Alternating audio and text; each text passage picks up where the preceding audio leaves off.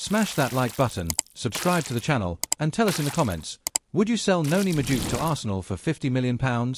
Would you dare strengthen a direct rival?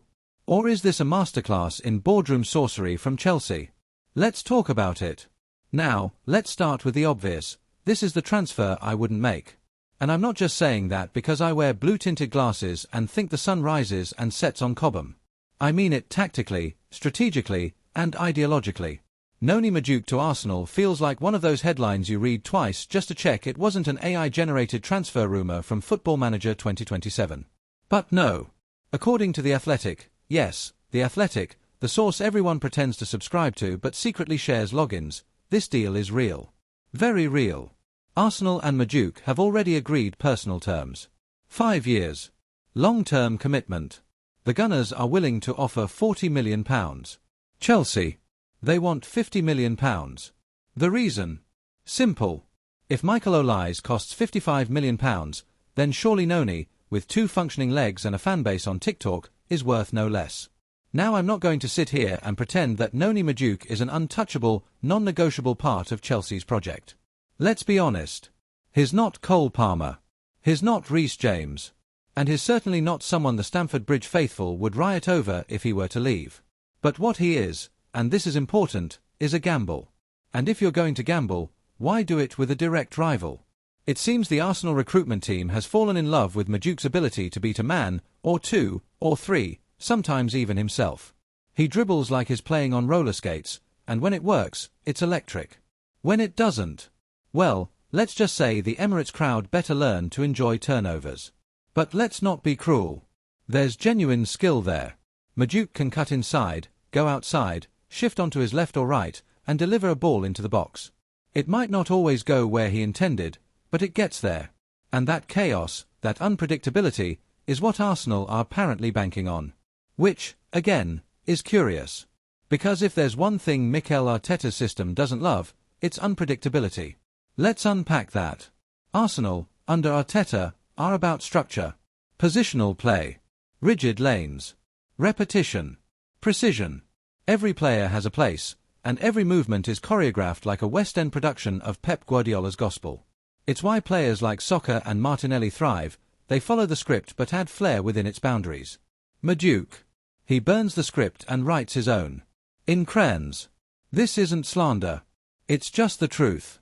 Noni is a free spirit. You don't tell Noni Madueke to stand on the touchline and wait. He's drifting. He's improvising. He's doing a step over for the sake of it. And while that can be exhilarating, it can also be infuriating. Especially for a team that spends 80% of its games trying to break down low blocks with precise, measured movements. Imagine Madueke receiving the ball outside the box with 10 defenders in front of him. Now imagine him trying 5 step-overs and ending up back where he started. It's going to be an adjustment. But here's the twist, Arsenal know this. And they still want him. According to sources, what won over the Arsenal staff wasn't his stats, because, let's face it, those don't scream £50 million. It was his dual-footedness. His ability to exit in either direction. His bravery in 1v1s.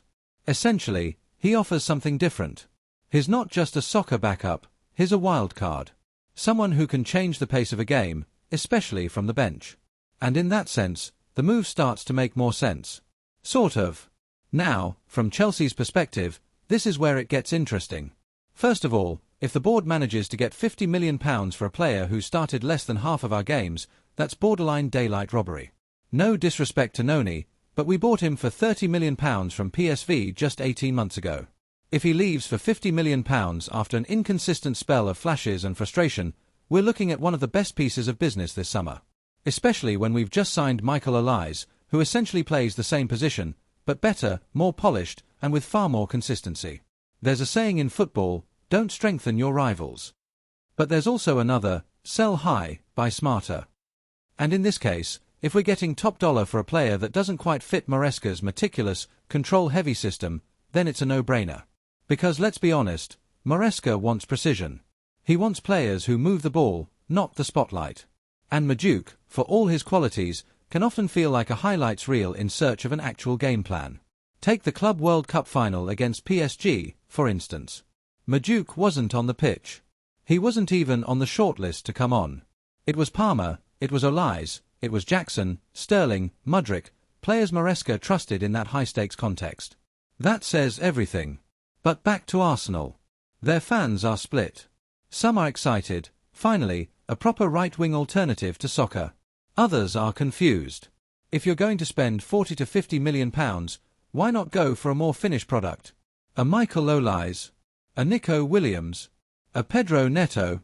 The answer seems to be availability and price. Arsenal know Chelsea need to sell to balance their FFP books. They know Madueke isn't a core starter. And they know, despite his flaws, there's raw talent there. Talent they believe they can polish. And with Arteta's coaching, maybe they can. But it's still a risk. Because Madueke isn't just raw. He's wild. And wild doesn't always translate to effective. Especially in a team that thrives on predictability and control. Another key issue, his defensive contribution.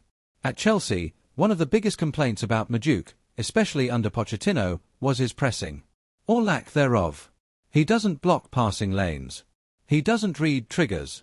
He presses because he's been told to, not because he understands when and why. That might sound harsh, but it's crucial. In a system like Arteta's, where pressing is part of the attacking build-up, you can't afford passengers. And right now, Madueke's defensive IQ isn't where it needs to be. Now, again, you can argue that this is coachable. That under the right guidance, he'll learn. But this is the Premier League. It's not a classroom. You can't afford to wait 2 seasons for a player to get it. Especially not when you're competing with City and Liverpool for the title. And here's another dimension to this, Madueke's fitness. He's had recurring hamstring issues. His missed games, struggled for rhythm, and never quite found sustained form. If Arsenal are banking on him as a key rotational piece, they better hope their medical department is ready for some long nights. Because unless his conditioning improves, they'll be left with an expensive squad player who can't string together more than 3 games at a time. So let's summarize. From Arsenal's point of view, this is a calculated risk. They want a right-wing alternative. They want someone different. And they see Madueke as a long-term project with explosive upside. But from Chelsea's perspective, this is an open-goal opportunity. Offload a fringe player for a profit. Reinvest in players who fit the system. And maybe, just maybe, watch your rivals overpay for potential instead of results. As a Chelsea fan, it's hard not to smile. Not in a smug, we're conning them way, but in a thank you for relieving us of a difficult decision way. Because the truth is, Madueke is a talented player. But he's not essential. He's a luxury. And in a rebuild like ours, luxuries are expendable. In the end, both clubs could walk away happy. Arsenal might mould Madueke into a beast. Chelsea might reinvest those £50 million into a player ready to contribute now. And in 5 years, we'll all look back and declare one side the winner. That's how it always goes. But until then, let me repeat it one more time. Not as a dig. Not as sarcasm. But as the honest reflection of someone who watches this team week in, week out. It's the transfer I wouldn't make. It's the transfer I wouldn't make. But if Arsenal want to make it, be our guest. But if Arsenal want to make it, be our guest. Now let's sit in that moment. Let's pause everything right there, with the transfer talks hovering like a question mark above the Emirates and Stamford Bridge, and look deeper into this peculiar point of agreement, this paradox that both clubs might walk away satisfied. Because, you see, in football, satisfaction is a rare currency. It's never fully mutual. One club's joy is often another's regret. Yet somehow, this potential deal, feels like it's teasing the boundaries of win-win. But only on the surface. Let's drill into that. From Arsenal's side, satisfaction hinges entirely on belief. Not certainty. Not data. But belief. The belief that Mikel Arteta can sculpt Noni Madueke into the kind of winger who doesn't just beat a man, but beats patterns. A player who can break low blocks not by sheer randomness, but by intentional chaos. That's the theory. The problem? The theory requires time. And Arsenal, whether they admit it or not, are in win-now mode. They're not the scrappy underdogs of 2021 anymore. They're the runners-up, the nearly men, the team that ran City to the wire and collapsed just inches from the line. Their next step isn't potential. It's precision. It's fine margins. It's finished products. So when you think about it, how does a project like Madueke fit into that narrative? Because what we're talking about here is a player whose identity thrives on unpredictability. A man who could go 90 minutes without doing much, and then light up a match with one sublime moment. One feint. One double step over. One left-footed whip into the top corner. But here's the caveat, that moment might never come. And when it doesn't, he's not giving you tactical balance. He's not giving you defensive structure. He's not giving you positional discipline. He's giving you vibes. Arsenal, with their metronomic midfield and their orchestrated fullback rotations, aren't a team built for vibes. They're built for sequences. For engineered superiority. Which is why this potential signing feels so out of place. It's like putting a punk rock guitarist in the middle of a jazz orchestra. It might produce genius, or a mess. And on the Chelsea end of things, our so-called satisfaction comes with an asterisk too. Yes, £50 million would be fantastic. It's a proper return. It balances the books. It justifies the Olise deal. It maybe even funds a late push for another striker. But what about the optics? What about the fact that we're selling to them? Because no matter how much we pretend to be rational, this is still a rivalry. Arsenal and Chelsea don't do charity work for each other. This isn't Brighton selling to everyone because they know another Caicedo is coming up the pipeline. This is Stamford Bridge and the Emirates. This is animosity layered in history, in title races, in transfer hijackings, in banter so rich it's practically cultural heritage. So if we hand them Madueke, and he turns into a world beater, what then? What happens when he scores a winner at the bridge and does the Cole Palmer celebration? What happens when he dribbles past Cucurella like he's not even there and buries one into the bottom corner? What happens when Arteta molds him into the ultimate super sub, and every time soccer needs rest, we see our boy, in red and white, twisting defenders into existential crises? That's the risk. And Chelsea fans know it. Because the truth is, we've seen this before. We've seen Kevin De Bruyne leave because he wasn't ready. We've seen Mohamed Salah flourish after being discarded. We've even seen Nathan Ake and Declan Rice, yes, a former academy product, become stars elsewhere. So selling young, unrefined talent comes with a phantom pain. A ghost of what could have been. And Madueke. He has just enough raw material to haunt you. Let's not forget, he can be brilliant. The kind of brilliant that doesn't show up in statistics or heat maps, but lives in moments. Moments that lift you out of your seat. Moments that make you believe football is still an art, not just a science. He has that slippery dribble, the one that makes defenders second-guess reality. He has the courage to take risks when others play it safe. And even if that courage looks like recklessness half the time, well, courage is still courage. But that's exactly what makes him hard to judge. Because how do you quantify a player whose impact isn't linear? One game, he's a menace. The next, he's a mirage. At PSV, that was part of the appeal. He was a chaos merchant in a league that allowed it. In the Eredivisie, structure is looser, space is abundant, and flair is rewarded. But in England, in London derbies, in 0-0 battles at Brummel Lane, there is no space. There is no time. There is no freedom to express yourself. There is just demand. Immediate, relentless demand. And Madueke, as of right now, hasn't consistently answered that demand. This is where Maresca's logic enters. Because say what you will about the man, he knows what he wants. His vision is rigid. It's about rhythm. Passing triangles. Controlled width. Intelligent off-ball movement. You can't be a freestyle winger in his world. You need to be a node in the system. And if you're not, you sit. Simple as that. That's why, despite his flashes of talent, Madueke found himself behind Palmer, behind Sterling, sometimes even behind the utterly chaotic Mudryk. Because even Mudryk, for all his unpredictability, follows instructions like a man defusing a bomb. Madueke. He's still trying to figure out if the wires are color-coded. That's the crux of it all. It's not about ability. It's about fit. And maybe that's where Arsenal feel they have the edge. Maybe they look at Madueke and see what we don't. Maybe they believe that, under their system, he'll finally learn structure. That Arteta's obsession with tactical details will discipline the madness without erasing the magic. That he'll become a better version of himself. That the chaotic neutral will become neutral with benefits. But again, belief isn't a guarantee. Remember Nicolas Pepe? £72 million. Left-footed, fast, technical, deadly in transition. And yet, he never truly clicked. Because at Arsenal, under Arteta, being flashy isn't enough. You need football IQ. You need timing. You need patience. Pepe had flashes too. But flashes burn out quickly when the system doesn't bend to your rhythm. Madueke might be walking into the same trap. And let's not even start on the expectations. Arsenal fans are starved for depth behind Saka. They've been crying for years about how overused he is, how drained he looks in March. So if Madueke arrives, he's not coming in as an experiment. He's coming in as the solution. And if he fails to deliver from the first moment, the pressure will turn. Quickly. Brutally. Because for all their chants and camaraderie, Arsenal fans know how to turn.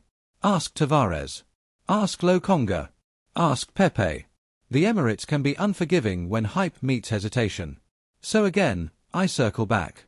This is the transfer I wouldn't make. Not because Madueke isn't talented.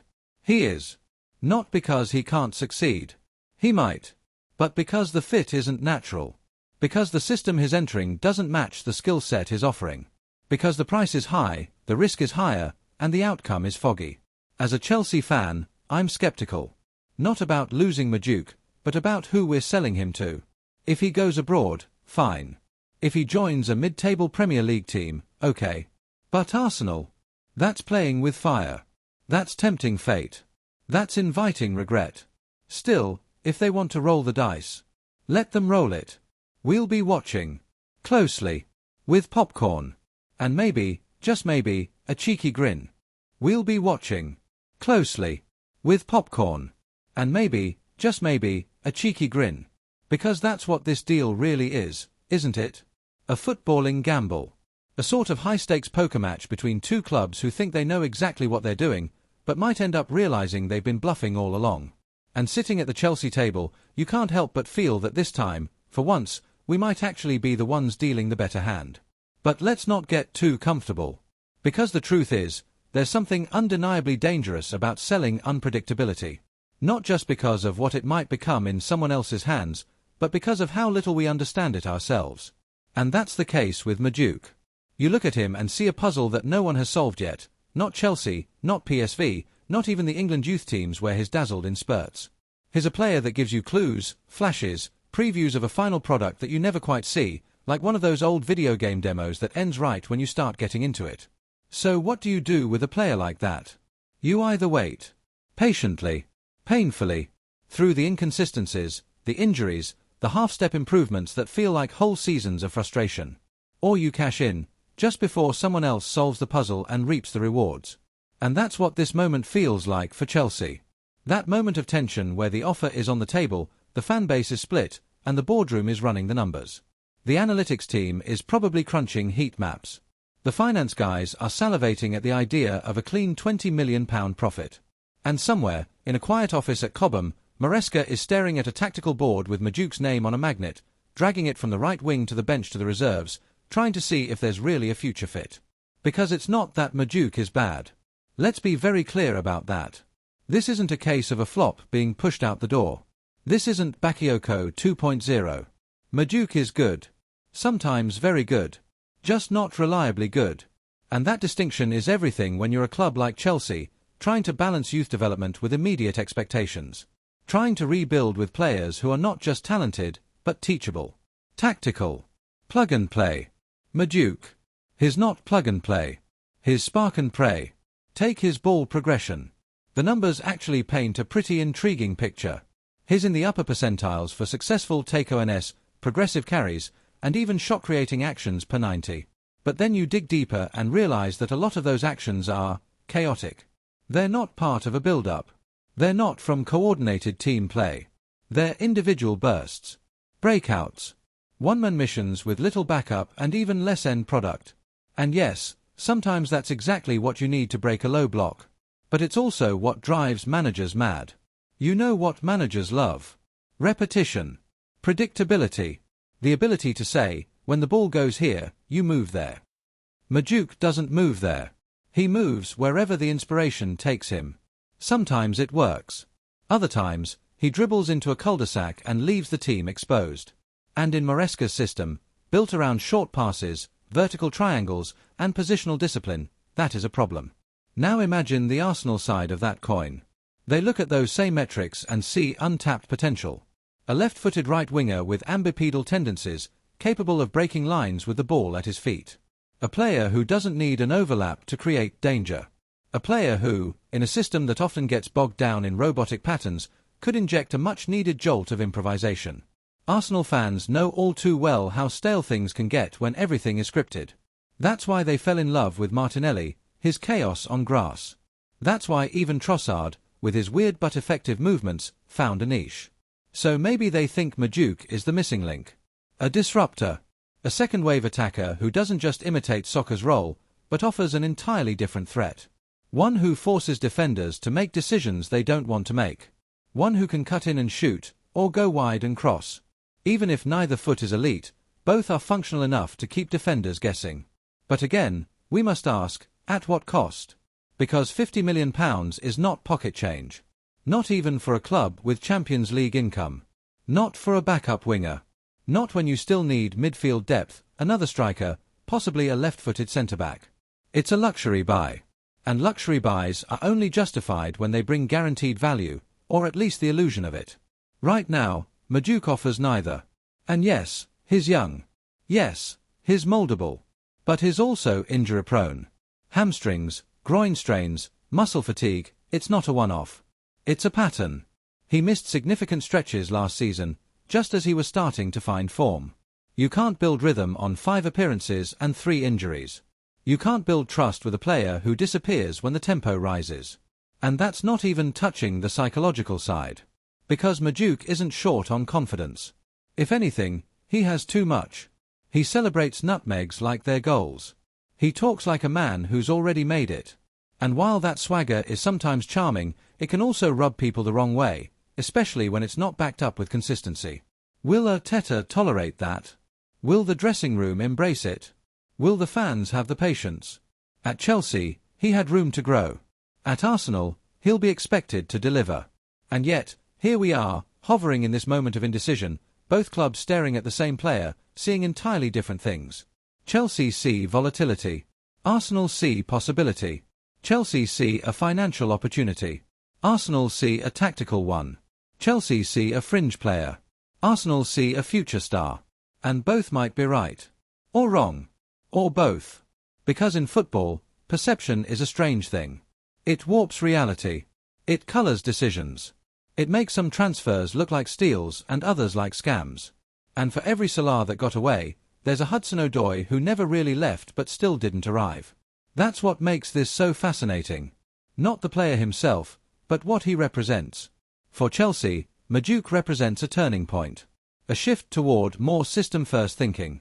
A move away from raw, unstructured talent towards something more refined, more coachable. In selling him, they're making a statement. We believe in the system more than the individual.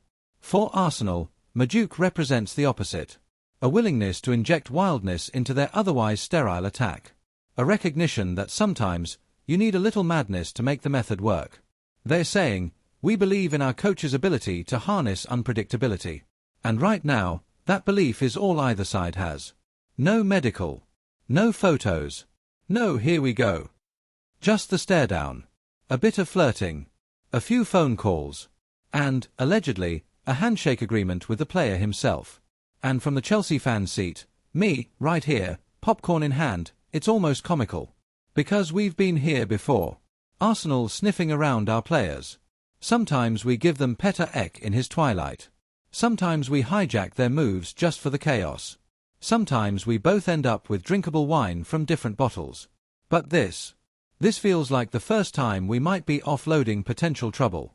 And it's not just about Madueke's form, or fitness, or tactical suitability. It's about the tone. Because for once, we're not desperate sellers. We're not being fleeced. We're not losing sleep. There are no Save Noni campaigns. No Instagram farewell tributes queued up. The fans are divided, yes, but not distraught. Some want him gone. Some want to give him one more year. But no one's crying into their blue scarf. And that, in itself, is telling. If Arsenal think they're pulling off a coup, fine. Let them. If Chelsea think they're dodging a headache, fair play. If Madueke thinks he's about to explode into stardom, well, good for him. But everyone needs to understand, this deal isn't simple. It's not just numbers and signatures. It's a philosophical tug-of-war between two clubs who view football and this player through very different lenses. And until pen meets paper, we stay in this moment. This delicious, uncertain, ironic moment. Frozen between potential and regret.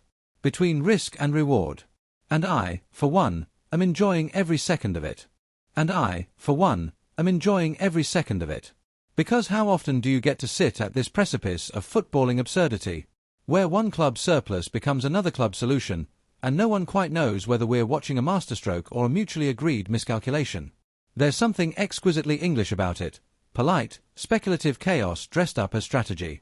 But let's be honest, beneath all the headlines and hashtags, this entire moment is being held up by the flimsiest of footballing foundations, the maybe. Not the definitely, not the undoubtedly, but the slippery, seductive maybe. Maybe Madueke just needed one more season. Maybe he was about to turn the corner. Maybe Arsenal will unlock him. Maybe Chelsea will regret this. Maybe not. We're all circling the same unknown, trying to map the player he might become onto the player we currently see. And the player we see today is a conundrum, a riddle wrapped in a step-over, inside a 6-minute YouTube compilation set to drill music. So let's take the time to strip that riddle down. Start with his posture on the pitch. It tells you a lot. Shoulders forward, hips low, always leaning into the idea of a dribble before the ball has even touched his foot.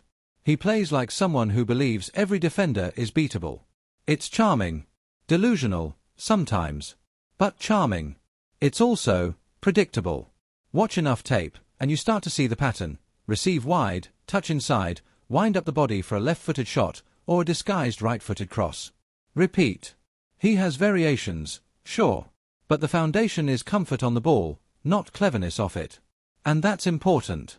Because in elite football, the ball is only part of the job. Maybe even the smaller part. It's what you do when you don't have the ball that separates the contributors from the curiosities. The Parma from the Pepe. The Soccer from the Sancho. And when you assess Madueke off the ball, it's revealing. Tracking back. Occasionally. Marking his man. Not really. Pressing in tandem with the midfield. Rarely. Blocking passing lanes. Hard to say. Looking like he knows why he's pressing. Debatable. There's an adolescent quality to his game, eager but erratic. Like he knows he's supposed to do something, but hasn't figured out what or when. And in a league that punishes hesitation with surgical brutality, that's not just a coaching problem, it's an existential one. But perhaps that's precisely the attraction for Arsenal. The idea that they can raise this player. That they can turn the raw, impulsive Madueke into a system-smart dynamo. That in their dressing room, with their culture, his edges will round out. Yet, even that is a gamble wrapped in hope. Because personalities like Madueke's don't always respond to structure. Some thrive in it. Others rebel. And then there's the question no one seems to ask often enough. Does he want to be coached? Because there's a very real difference between a player who's coachable and a player who's malleable. Madueke doesn't strike you as someone who's going to change who he is to fit into a role.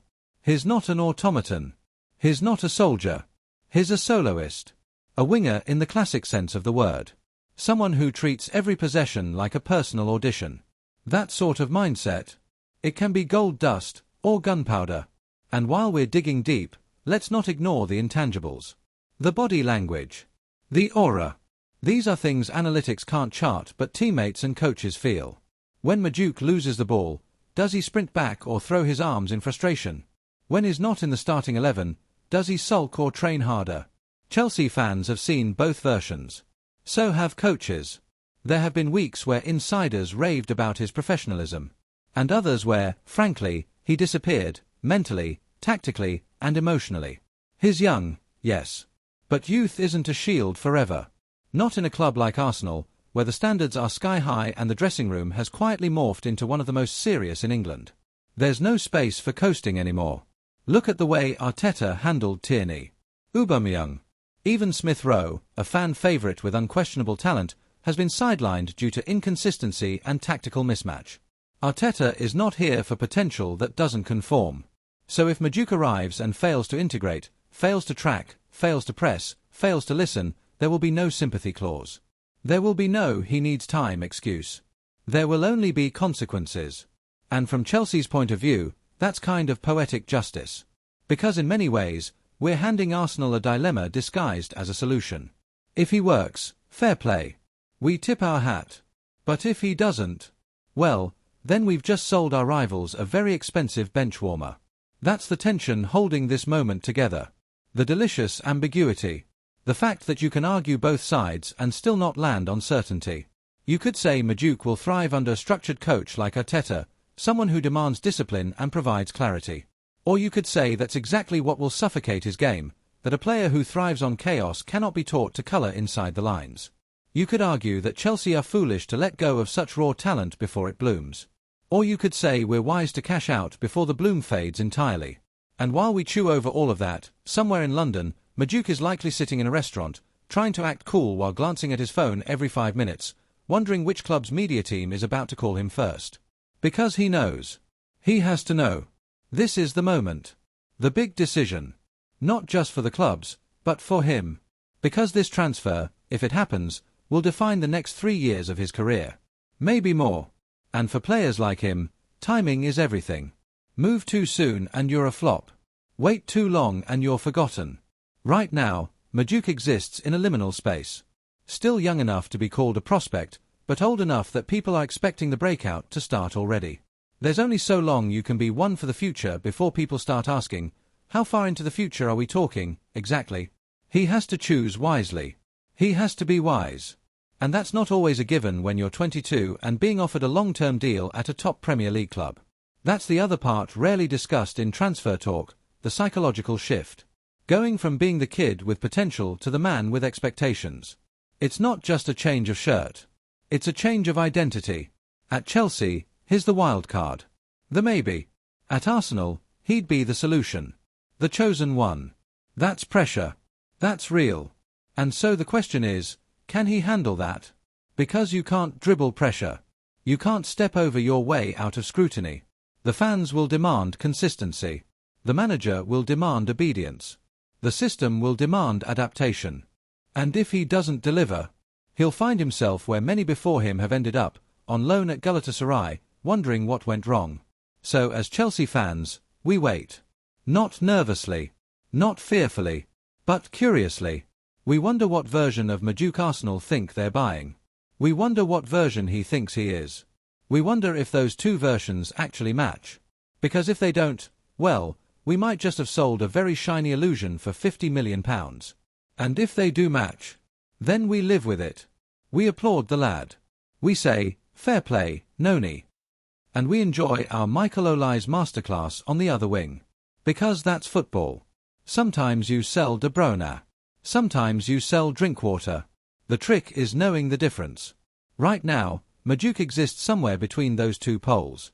Not quite a generational miss. Not quite a dead-end deal. Just somewhere in the middle. A gifted, chaotic, often infuriating talent who might explode, or might quietly fade. So we stay here. Frozen in time. In this glorious, maddening, meme-worthy uncertainty. Because football isn't always about the outcomes. Sometimes, it's about the wait. And this wait is one hell of a show.